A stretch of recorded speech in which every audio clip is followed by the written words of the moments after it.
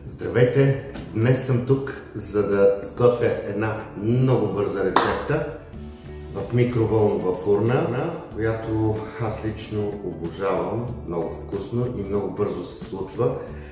Естествено, на помощ ми идва ето този продукт от Tupperware. Това е микрокук с вместимост 2 литра 250. Прекрасен продукт, който е с много широко приложение в вашия дом. От съхранението, защото има херметически капак, с който можете приготвеното ястие да приберете, съхраните, херметизирате и съхраните във вашия хладилник. Можете, след като решите да притоплите, просто да извадите, да сложите другия капак, да притоплите в микровълновата фурна и след това да сервирате.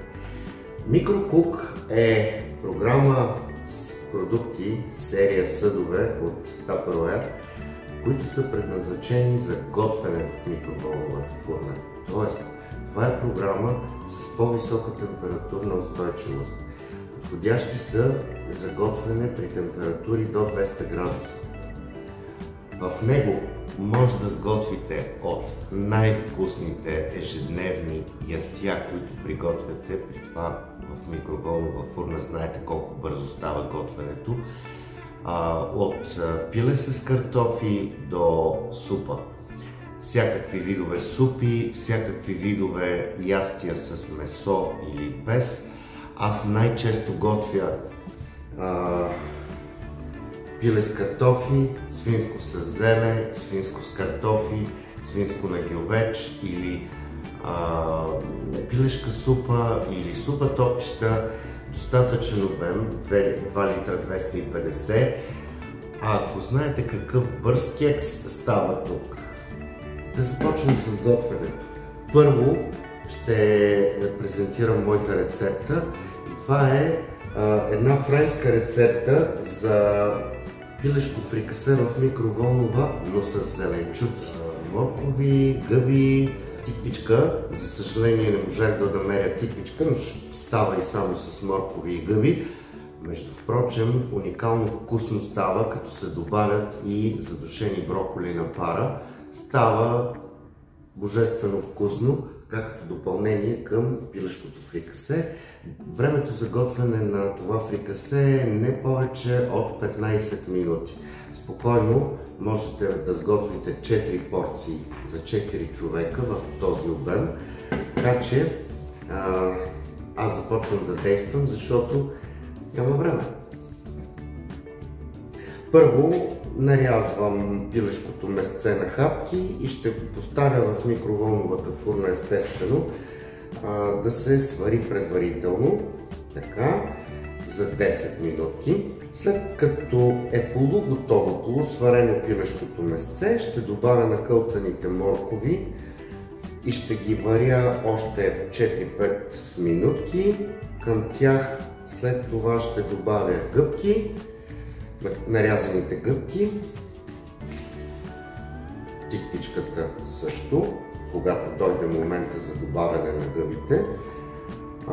Малко подправки, 200 мл бяло вино и след 3 минутки имате уникално вкусно блюдо.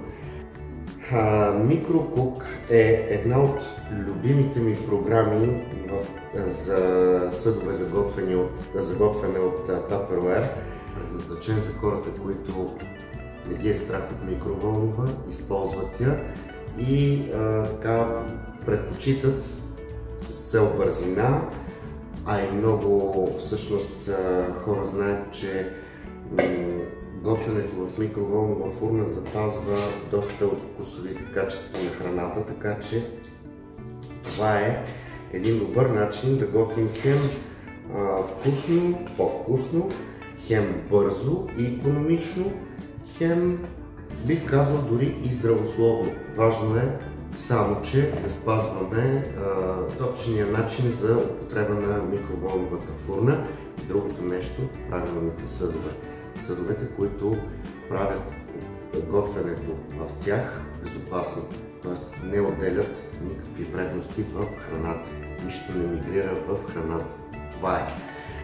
Около 500-600 мл вода добавям, така че да се покрие пилешкото месце с вода. Леко разбърквам, само за да съм сигурен, че има достатъчно вода. Така. Не добавям сол сега при поставянето преди да го сваря. Солта я добавям накрая и слагам в микроволновата за 10 минути. Докато пиленцето се вари в микроволновата фурна, аз ще накълцам морковите. Количеството на моркова е 100-150 грама. Тиквичка също 100-150 грама. Месцето, пилешко месце, филе, пеперуда или ако имате цяло пиле, можете да го сварите и да отделите половината от него, около 500 грама месце. Е напълно достатъчно за тази рецепта. Почвам да режа гъбките.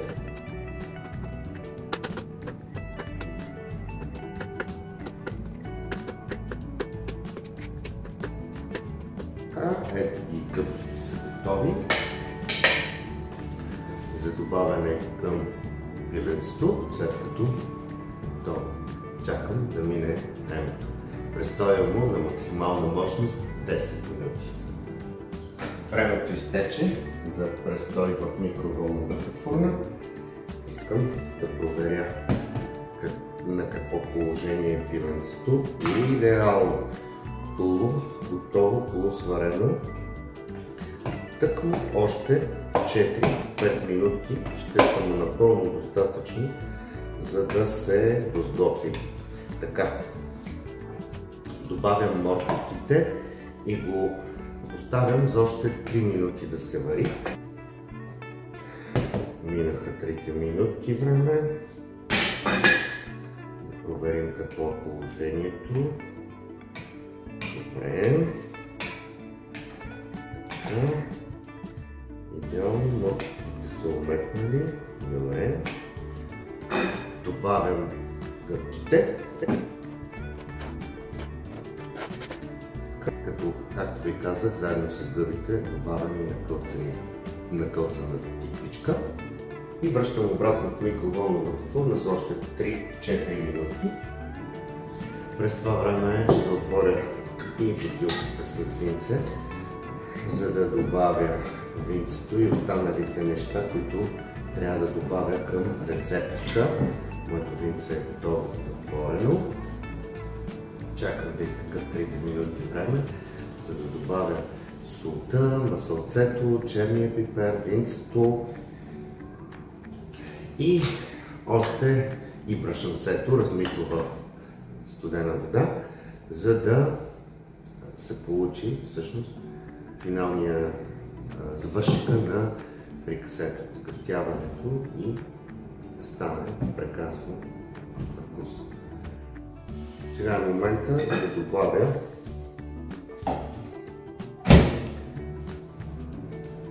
...200 мл винце, бяло винце.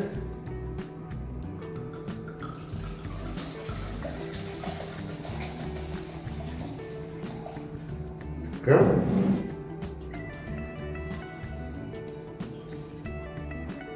Масълце. Аз слагам две купчета масло, около 30 на грама. Черен пипер и сол. Сол не много. Малко черен пипер.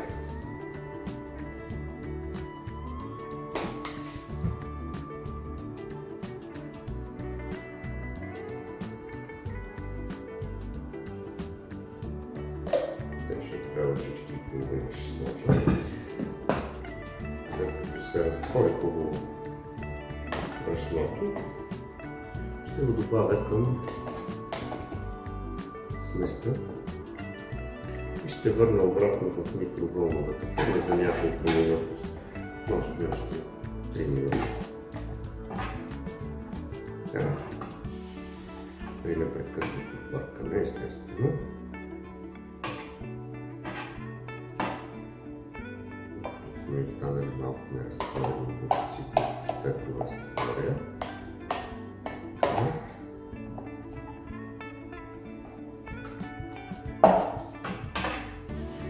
Връщам обратно в микровълновата фурна за още около 3 минути. На отворен капак, без капак, като от време на време ще отварям и ще разбърквам. Това е. Забравих най-важното от рецептата. 2-3 супени лъжици готварска сметана.